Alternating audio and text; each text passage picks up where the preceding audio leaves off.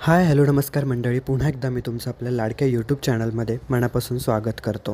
हुकुमाची राणी ही या मालिकेचा एक नवीन प्रोमो नुकताच आपल्याला पाहायला मिळतो आहे.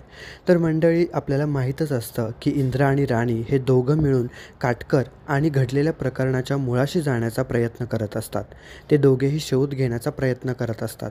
तसेच इकडे विक्रांत आणि उर्मिला दोघेही घाबरलेले असतात, कारण दोघांनाही वाटत असतं की या इंद्र आणि राणीने काटकरपर्यंत मात्र पोहोचू नये. पण आता राणीच्या हाती मात्र एक असा पुरावा लागतो जो तिला इंद्राला तातडीने सांगायचा असतो. पण इंद्राला भेटणार तरी कसं, कारण ती सध्या महाडिकांच्या घरी राहत नाही आहे.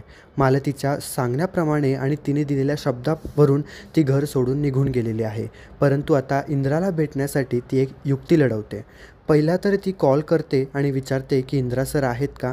तर तो कॉल चिकू उचलते आणि ती म्हणते की नाही, आज दादा घरीच आराम करणार आहे, तो बाहेर येणार नाही आहे.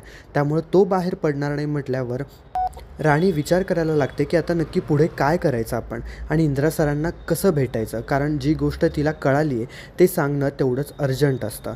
त्यामुळे ती शेवटी एक कामवाल्या बाईचं रूप घेते, तसा मेकओव्हर करते आणि ती पुन्हा महाडिकांच्या घरात येते. झाडू आणि डोक्यावर पदर असल्यामुळे कोणालाच ती राणी आहे हे समजत नाही आणि ती घरात आपलं काम करत असते. त्याचबरोबर जेव्हा तिला समजतं की घरात आजूबाजूला कोणीच नाही आहे, त्यावेळेला मात्र ती वरती निघून जाते, इंद्राच्या खोलीत जाते. आणि तेव्हा इंद्रा देखील शॉक होतो, कारण राणीला या अवतारात त्याने आधी कधीच बघितलेलं नसतं. त्यामुळे तो देखील शॉक होतो आणि तो देखील विचार करायला लागतो की राणी, एवढ्या तातडीने आत्ता तू घरी कशी काय आलीस. त्यावर राणी सांगते की मला काटकरबद्दल एक माहिती कळाली आहे आणि तेच सांगण्यासाठी मी इकडे आलेले आहे. आता नक्की काटकरबद्दल कोणती गोष्ट राणीला कळाली आहे जी इंद्राला सांगण्यासाठी ती एवढ्या तातडीनं आली आहे, हे पाहणं रंजक ठरणार आहे. त्यासाठी सन मराठी या वाहिनीवरील हुकुमाची राणी ही मालिका तुम्हाला पाहायची आहे.